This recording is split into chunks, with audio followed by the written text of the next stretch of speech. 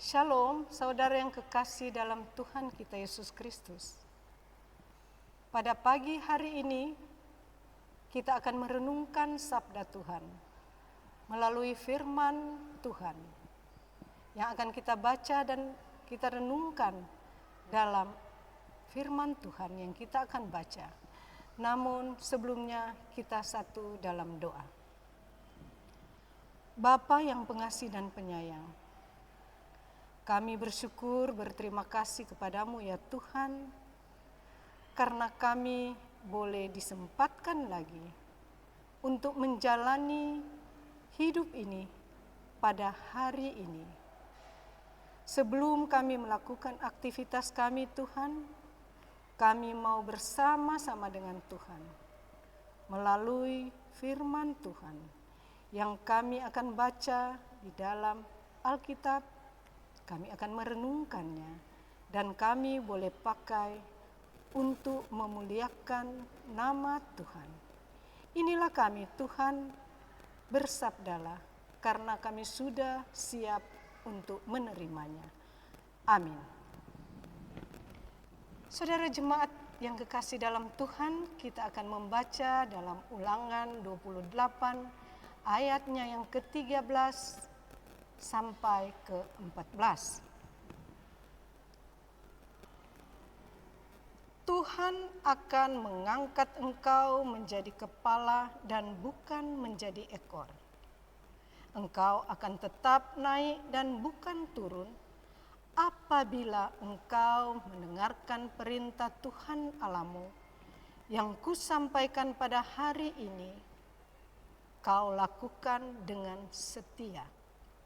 Dan apabila engkau tidak menyimpang ke kanan atau ke kiri dari segala perintah yang kuberikan kepadamu pada hari ini, dengan mengikuti Allah lain dan beribadah kepadanya.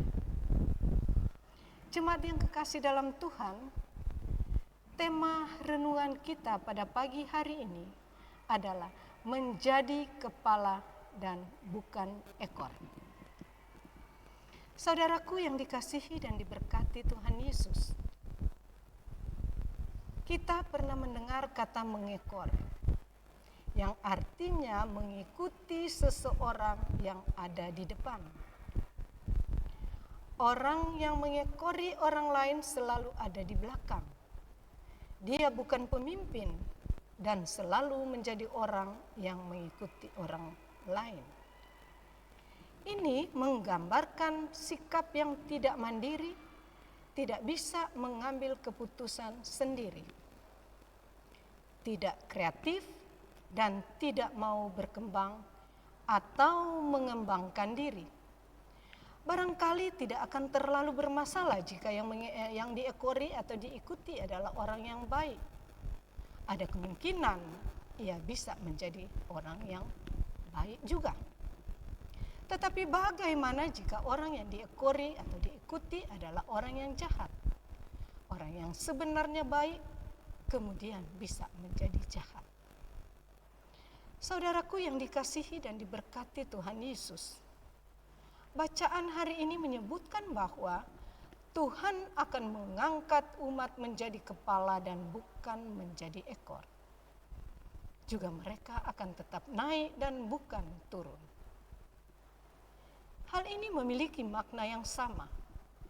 Kita harus memahami teks ini dalam konteks relasi Israel dengan bangsa-bangsa lain di sekitarnya.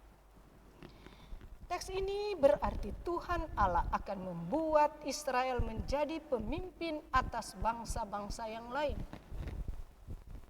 Israel tidak akan mengekor di belakang bangsa-bangsa yang lain dengan cara hidup dan cara beribadah yang tidak ditujukan kepada Tuhan Allah, tetapi kepada dewa buatan tangan mereka. Umat Israel harus memiliki cara hidup dan cara beribadah tersendiri yang tertuju kepada Tuhan Allah mereka. Tuhan Allah membuat mereka berbeda karena Dia adalah Tuhan Allah Israel dan Israel adalah umat-Nya. Sehingga umat Israel akan hidup menurut perintah atau firman-Nya dan akan beribadah hanya kepada Tuhan Allah saja. Mereka akan memimpin bangsa-bangsa yang lain untuk hidup dan beribadah kepada Tuhan Allah saja, bukan kepada dewa-dewa buatan tangan manusia. Perjanjian Lama membuat beberapa pernyataan bahwa suatu waktu kelak di masa depan, bangsa-bangsa yang lain akan datang ke Sion, datang ke Yerusalem untuk beribadah kepada Tuhan. Saudaraku yang dikasihi dan diberkati Tuhan Yesus, untuk menjadi kepala, umat Israel haruslah mendengarkan dan melakukan dengan setia perintah Tuhan, serta tidak menyimpang ke kanan atau ke kiri dengan cara mengikuti Allah lain dan beribadah kepadanya, seperti yang kita baca dalam ayat yang ke-14. Untuk menjadi pemimpin umat, harus terlebih dahulu mendengar dan melakukan firman Tuhan Allah, agar mereka dapat memimpin bangsa-bangsa lain kepada Tuhan Allah. Demikian pula, mereka harus beribadah kepada Tuhan Allah saja, agar bangsa-bangsa lain juga datang beribadah kepada Tuhan Allah Israel. Jika umat menyimpang ke kanan atau ke kiri, mengikuti dan beribadah kepada Allah lain, itu berarti mereka bukanlah pemimpin atau kepala, tetapi ekor. Itu bukan kehendak Tuhan Allah bagi umat-Nya. Karena itu, sikap hidup dan ibadah Israel haruslah benar-benar diperhatikan agar sesuai dengan kehendak Tuhan Allah. Mereka adalah kepala dan bukan ekor. Saudaraku, bacaan saat ini mengajarkan bahwa kita harus memperhatikan cara hidup dan ibadah kita.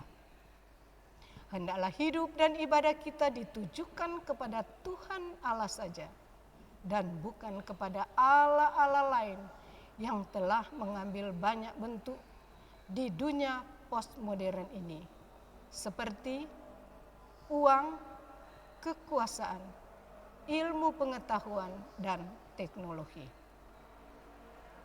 Beberapa guru pernah mengatakan bahwa ada kecenderungan anak-anak kita jatuh ke dalam sikap ateisme agnostik.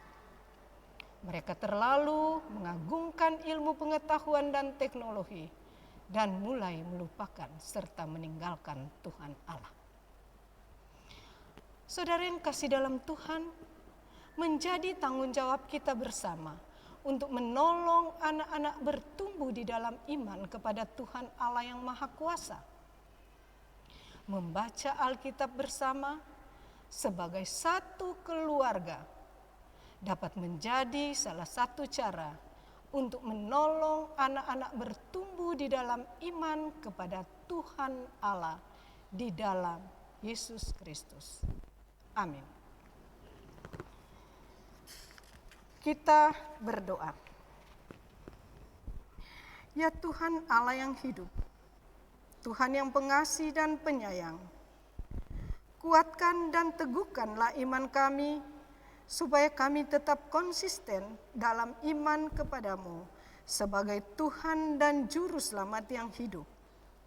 Mampukanlah kami untuk menolong anak-anak kami, agar mereka juga belajar dan menjadi percaya kepada Tuhan Yesus Kristus. Dalam nama Tuhan Yesus kami sudah berdoa dan bersyukur. Amin. Saudara jemaat sekalian, itulah yang diperintahkan Tuhan kepada kita. Dan hendaklah kita menjadi anak-anak Tuhan yang setia. Dan bukan hanya kita, tetapi anak-anak cucu kita untuk selamanya. Amin. Tuhan